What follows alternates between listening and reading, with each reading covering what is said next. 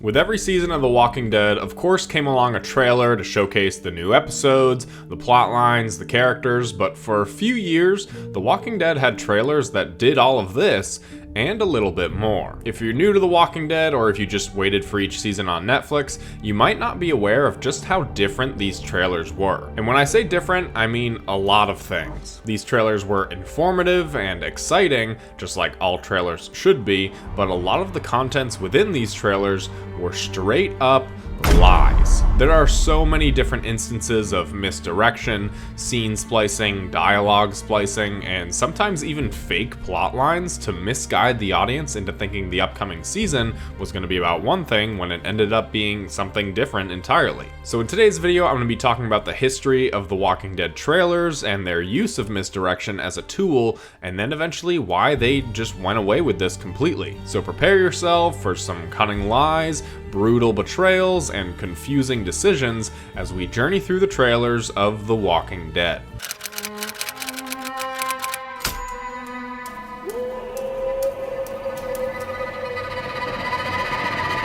So our first 3 seasons of trailers are fairly standard. They do what every trailer does, showcase the new season and the plot, but it's important to note that going into the 4th season of The Walking Dead, this show was the undisputed king of cable TV. See what I mean? Viewership in season 3 was up 56% from the viewers of season 2, and around 10 million people were watching season 3 as it aired.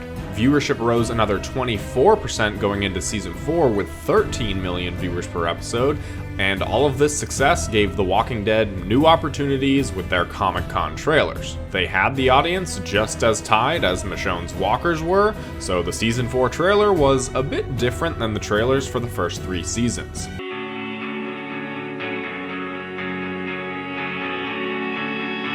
In an extended 4.5-minute long trailer, we got a great peek at the upcoming season, a peek that we'd eventually look back on and say, that's not quite what happened. Now, I can't show these trailers in full, but if you want to check them out for yourselves before watching my analysis on them, the links for all of these trailers will be in the description, but let's dive into it. This trailer had a great emphasis on mystery. There seemed to be somebody from within the prison that attacked the cell block and killed members of the group or let the walkers in, but it's unclear what Rick is actually talking about when he says somebody attacked the cell block. We obviously see an attack from the walkers, but the trailer leads you into thinking that somebody must be behind all of this. The Scooby Gang would have to load up the mystery machine and unmask this enemy, and there seems to be some suspects in the process. One of these suspects is Bob, who we see a few times in the trailer, and at this time we had actually never met Bob, but in the trailer there are a few eerie glimpses of him that immediately puts him at suspect number 1. I like to start pulling my weight around here. Let me earn my keep. Not only is there this whole mystery vibe around the trailer, but there's a greater emphasis on survival at the prison. The gates are coming down, there's all these voiceovers about how they need more supplies and they need to learn how to survive and sustain this place, and then there's talks about leaving it because it isn't safe. There's also a lot of shots of Michonne, Daryl, Tyrese, and Bob away from the prison, so one could assume that they did actually leave the prison instead of staying there. So what actually happened in this season?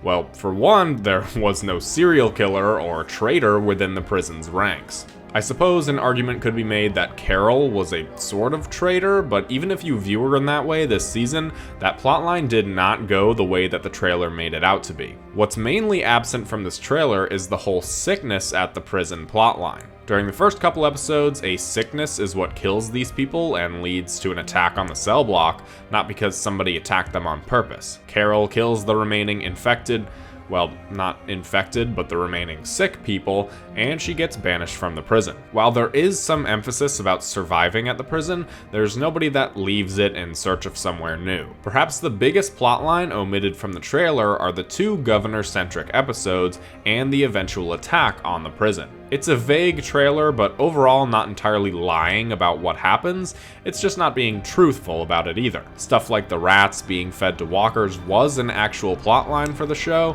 as was the tease for Terminus at the end of the trailer. But that leads us to the trailer for the 5th season. Like I said with last season, The Walking Dead was the biggest show on TV at the time, and it would see its peak with viewership during the 5th season with just shy of 15 million viewers an episode. So they had the audience, they weren't going anywhere, so they decided to have some fun with this trailer. Right away we get a recap of the finale and then some opening scenes that ring true to the actual events of the season, but we very quickly pivot and get some fake dialogue that was made specifically for the trailer. After Bob pleads with Gareth, we hear him say, "Join us, and we go to Washington and cure this thing." Watching this trailer now, it's almost laughable that we thought this would actually be the plot of the season. But it actually does kind of make sense as a story for the trailer, especially seeing where the actual plot of the show went. We have all these different shots of the group traveling and killing walkers. It's all very exciting, and then we see some more misdirects for the trailer, like this. Make the dead die, and the living will have this world again. I will kill you. In reality, these are two very different scenes taken out of context. Gareth is of course not in the church with them. This is when he and the termites are outside and hanging out with Bob. And Rick's speech isn't to Gareth, it's to Father Gabriel, who is actually absent from this entire trailer. He was such an important character introduced in these first few episodes, yet he's nowhere to be seen. Why?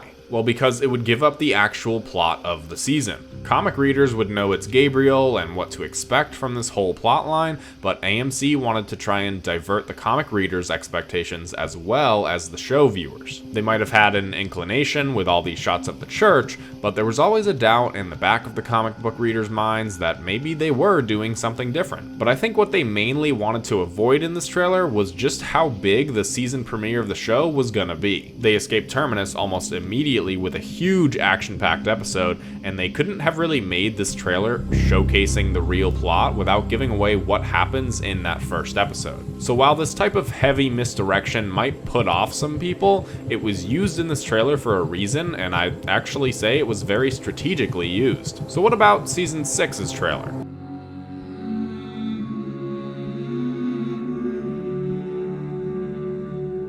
While there was an ever so slight decline in viewership by 4% this season, it didn't really matter that much. This was still the biggest show on cable by no competition whatsoever. And now, at this point, viewers of the trailers were starting to catch on that these trailers might not exactly represent the true plot of the show, and AMC really had fun with this trailer because it's by far the most outrageous when compared to the actual plotline of the season. This trailer, very early on, not only suggests or implies, but tells you that this season is all about Rick versus Morgan. Rick is painted as the enemy for a lot of this trailer, and it's kind of him versus everybody else because everybody else is on Morgan's side. We see Rick have a disagreement with Daryl, which does actually happen in the show, but it doesn't really affect anything beyond this scene, and mainly suggests that Deanna chooses to side with Morgan over Rick, and makes everybody else fall in line whether they want to or not.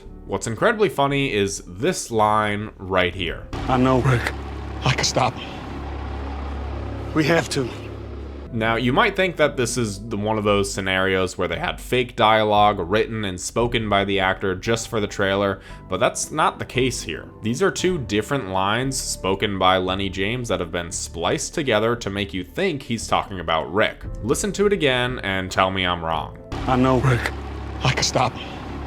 This is just really funny to me because it's like a once you hear it, you can't unhear it situation. This happens to me all the time. I've probably already done it in this video as I'm recording. Sometimes as I'm speaking in these videos, I'll get tripped up over my words or something, and so my voice will jump a little bit because I'm just editing out my mistakes and going with the better take. So what actually did happen in this season compared to the trailer?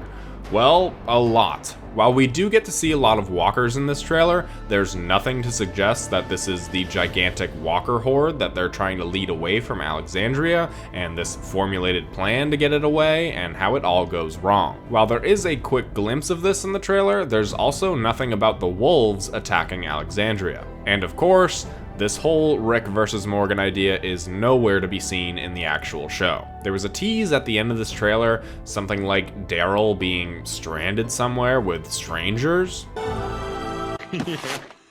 Like that's ever gonna happen.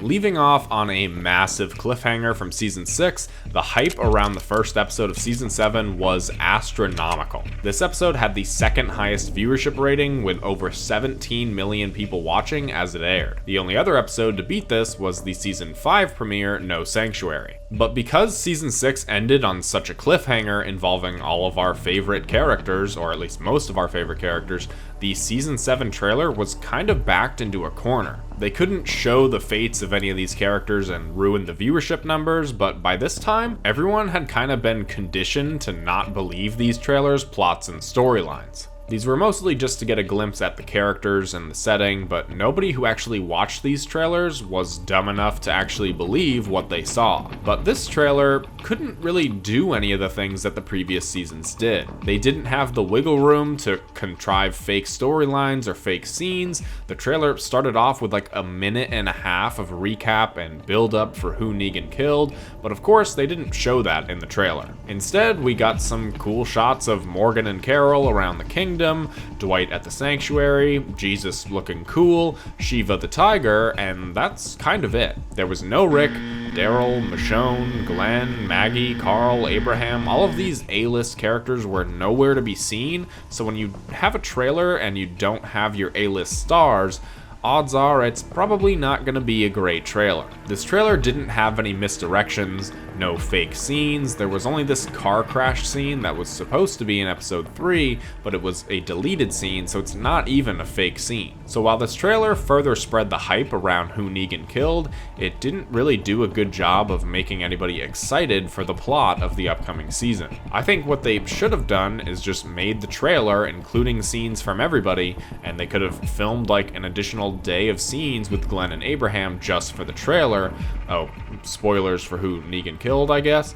And then they would have had a much better trailer overall. Everybody knew at this point that the trailers weren't to be trusted, so if you had more scenes of the A-Team in there, then we would all know that at least one of those scenes isn't real, but it also would have made for a much better trailer. So, Season 8. For the first time in the show's history, ratings started to go down, and not by a little, by a lot. The deaths of Glenn and Abraham proved too gruesome for some people, and if they weren't put off by the deaths, they were put off by how slow-paced Season 7 was as a whole. People got bored, they got disinterested, or they went off to college and didn't have cable in their dorm. That was the case for, somebody I know. But this trailer was also just terrible. We start off with almost 2 minutes of this ticking noise with different scenes of the group getting ready to fight, and then we switch songs and tone over to Prisoner's song by the Dropkick Murphys. And then the rest of the trailer is just a bunch of flash and very little substance, with our characters delivering corny one-liners between the set pieces. This doesn't even feel like an official trailer for the show, it feels more like a fan edit of Season 8, and while I had issues with the Season 7 trailer, it's nowhere near as bad as this trailer. I made a video defending Season 8, but I absolutely cannot defend this trailer. It's horrible. I gave some suggestions as to how they could have fixed the Season 7 trailer. Well, my suggestion for this trailer is to throw it in the trash and try again. The last little sneak peek to Old Man Rick was cool, so you can keep that.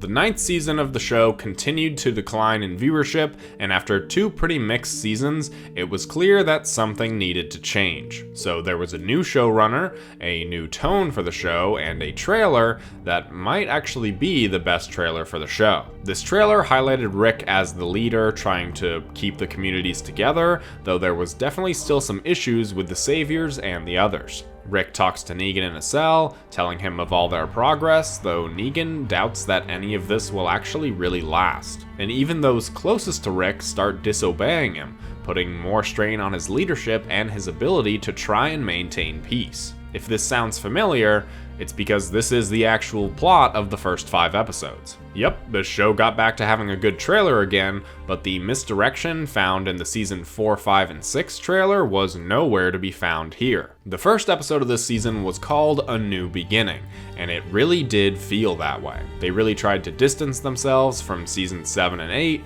knowing that the plot lines for those seasons went on a bit too long, and so for this trailer, they really did try to emphasize this new beginning for the show. No more misdirection, no more lies, just the highlights of the upcoming 5 episodes that were also Andrew Lincoln's last episodes as Rick Grimes, for a while at least. This trailer was true to the plot, and that's because they were trying to get people back on board with this show after losing a significant portion of viewers. I know it worked out at least a little bit, because this trailer and all of those commercials about Rick's final episodes was what got me back into the show. Don't know if I'm alone there, but AMC, if you're watching this, that marketing stunt worked with at least one person. There was a post-credit scene setting up the Whisperers and this new group of survivors.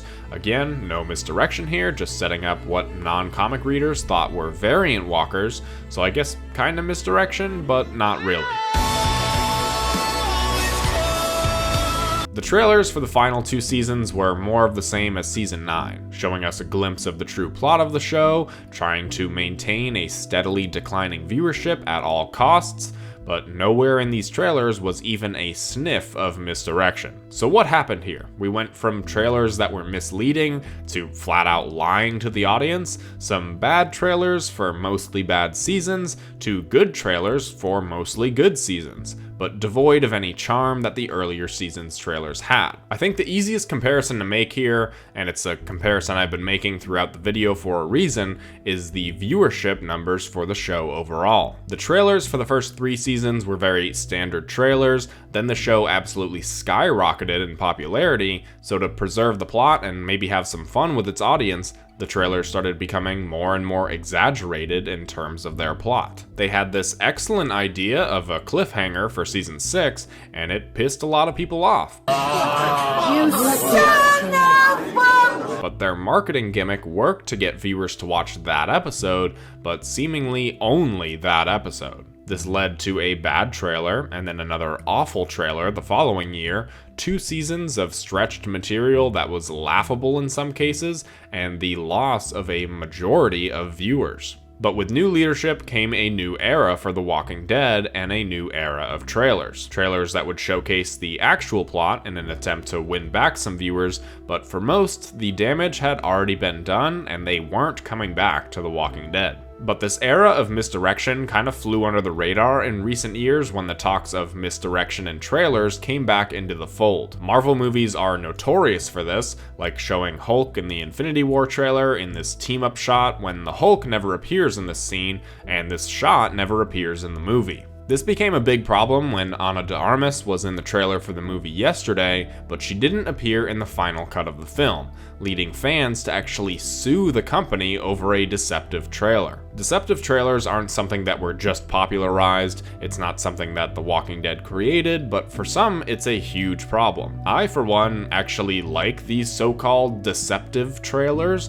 I'd much rather have a deceptive trailer and go into a movie surprised by its plot and events than have something like the trailer for Batman vs. Superman, which is just the whole movie condensed into 2.5 minutes. Then again, if they had put Rick in the trailer for like season 10 and he wasn't in it, I would have been pissed and probably unsuccessfully tried to sue for a deceptive trailer. But it's what The Walking Dead did for a long time, so all these Daryl Dixon trailers, and whenever we see one for Rick and Michonne, I'd just be real cautious in believing anything, especially if the Hulk is in the background of the shot. Yeah.